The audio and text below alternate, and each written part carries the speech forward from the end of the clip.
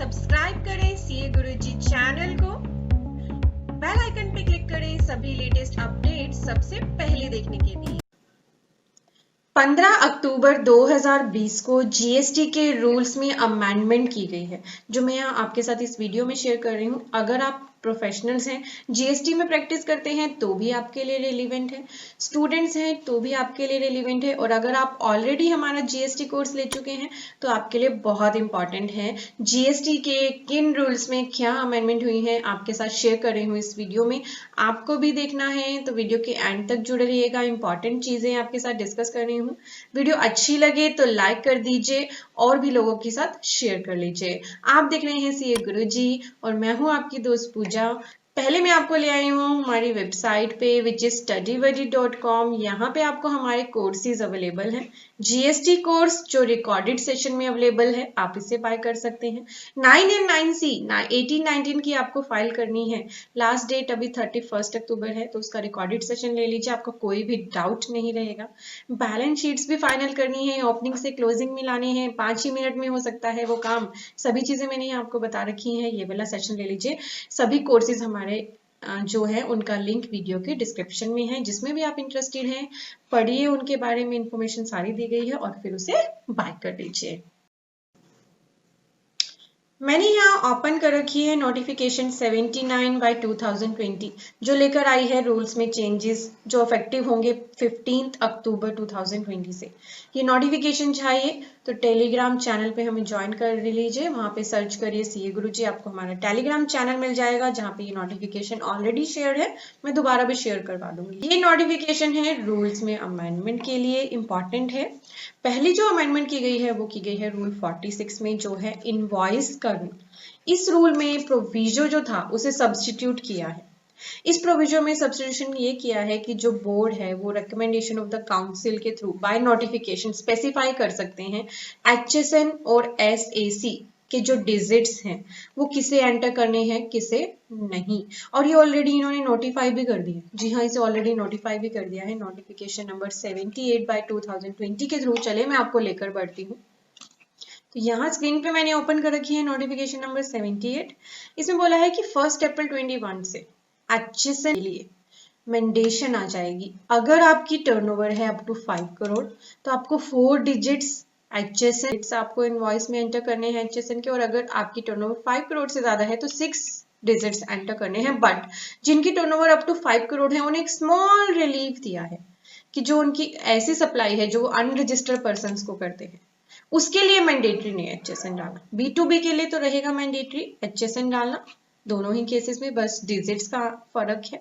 But B2C के case में अगर आपकी टर्नओवर 5 करोड़ से लेस है तो आपको एचएसएन डालना मैंडेटरी नहीं है। ये कब से इफेक्टिव हो जाएगा, नोट कर लीजिए, 1 अप्रैल 21 से। अभी तक एचएसएन की मैंडेशन नहीं थी, मर्जी थी डालना, बट अब मैंडेशन कर दिया है।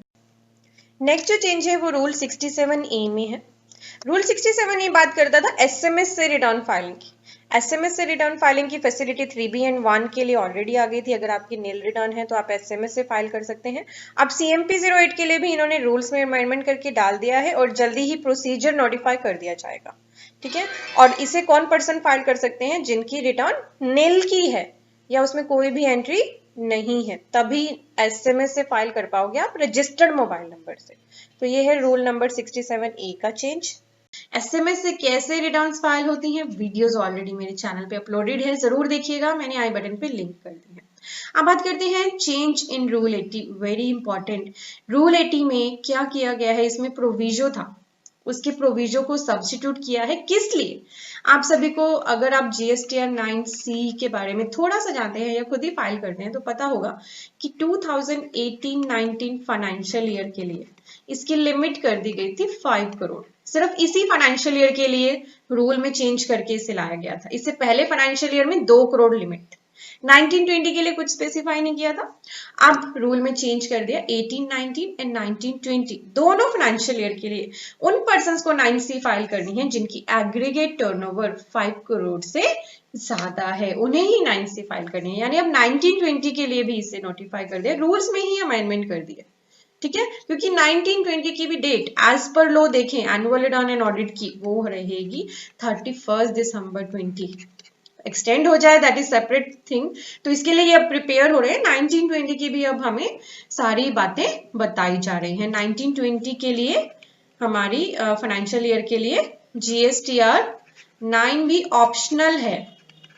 इसकी भी नोटिफिकेशन आ गई अगर आपकी टर्नओवर 2 करोड़ रुपए तक है, ठीक है, वो भी नोटिफाई इन्होंने कर दिया है। 1920 के लिए GST 9 के फॉर्म में भी क्या चेंजेस हैं वो भी इसी नोटिफिकेशन में बताए हैं, इसलिए वीडियो थोड़ी सी लंबी होगी, एंड तक देखिएगा, मैं काफी सारी चीजें आपको कवर करने की यहाँ कोशिश करूंगी। नेक्स्ट जो चेंज है वो है रूल 138E में, जो ई वे बिल के ब्लॉक होने की बात करता है। अगर आपका ई वे बिल अगर आपने 2 कंसेक्यूटिव टैक्स पीरियड्स की रिटर्न्स नहीं भरी है तो आपका ई वे बिल ब्लॉक हो जाता है। बट कोविड की वजह से इसमें रिलैक्सेशन दी गई थी कि 20 मार्च 20 से लेकर 15 अक्टूबर 20 तक ये प्रोविजन अप्लाई नहीं होगा, जहां पे 3B1 या CMP 08 फाइल नहीं की गई हैं।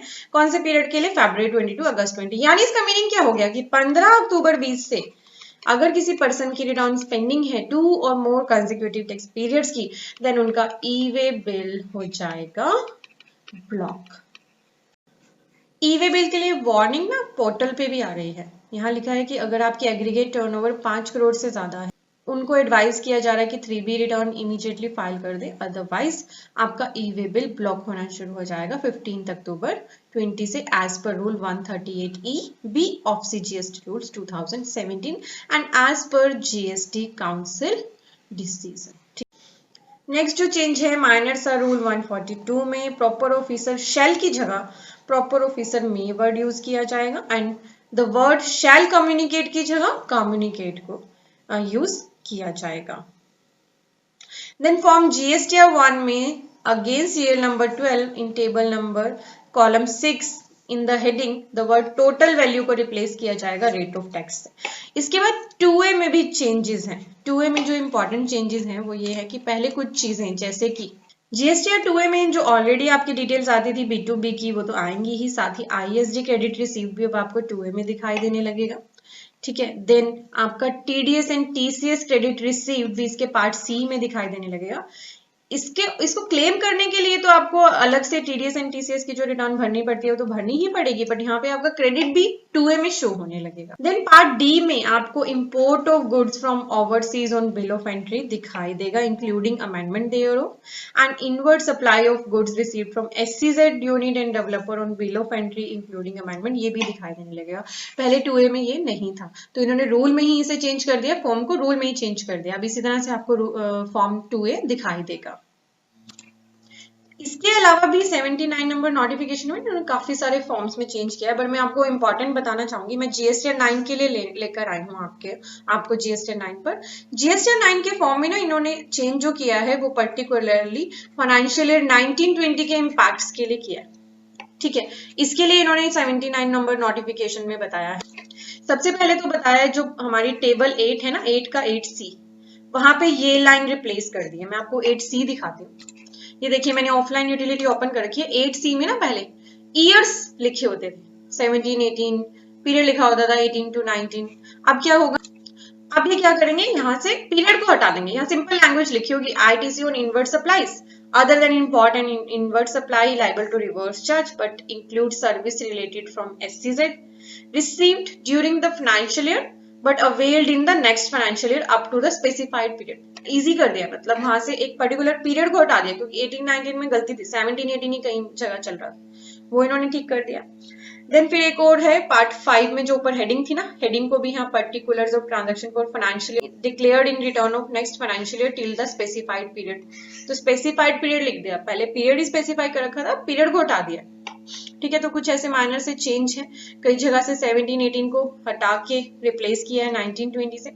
और साथ ही आपको बताना चाहूंगी GSTR 9 में फॉर्म में काफी सारे टेबल्स को ऑप्शनल कर दिया गया था 18-19 के लिए, तो अब 19-20 का भी बताना था, तो 19-20 के लिए भी अब इन्होंने बता दिया है क्या क्या चीजें ऑप्शनल है। और ये जो ऑप्शनल चीजें हैं ना, जैसे यहाँ ऑप्शन लिखे है, ये बिल्कुल सेम है जो हमारा 2018-19 में ऑप्शनल है ना टेबल्स, वही 19-20 में भी ऑप्शनल है। तो 19-20 की ऑप्शनल टेबल्स के लिए अगर आपको रेफर करना पड़े तो आप 79/2020 नोटिफिकेशन को रेफर कर लेना, जो आई है 15 अक्टूबर 2020 20 को। मैंने चेक कर लिया है, ऑप्शनल चीजें वही हैं जो 18-19 में थी, एग्जैक्टली वही हैं। आप नोटिफिकेशन को चाहें तो एक बार पढ़ सकते हैं। अगर आप हमारा GST 9 एंड 9C का रिकॉर्डेड सेशन लेंगे तो आपको सारा क्लियर हो जाएगा क्या क्या चीजें गवर्नमेंट ने ऑप्शनल कर दी थी 9 में। और बस इसके अलावा जो चेंजेस हैं, हर जगह 19-20 को रिप्लेस किया है 18-19 से। ठीक है, ये थे GST 9 के चेंजेस इसमें। तो ये थे इंपॉर्टेंट चेंजेस रूल्स में। वीडियो अच्छी लगी है तो लाइक कर दीजिए। हमारे कोर्सेज को ज्वाइन करने के लिए वीडियो के डिस्क्रिप्शन में दिए हुए लिंक पे क्लिक करके आप ज्वाइन कर सकते हैं। बहुत सारे लोग इनका बेनिफिट ले चुके हैं। Thank you for watching, bye bye. Important videos को देखने के लिए हमारे चैनल के सब्सक्राइब बटन पे तो क्लिक कर ही दीजिए। साथ ही दिया गया है एक बेल आइकन, इस पे जरूर प्रेस कर लें। इससे फायदा क्या होगा कि आपको हमारी वीडियोस की सभी नोटिफिकेशंस मिल जाएंगी सबसे पहले और आप कोई भी इंपॉर्टेंट वीडियो मिस नहीं करेंगे।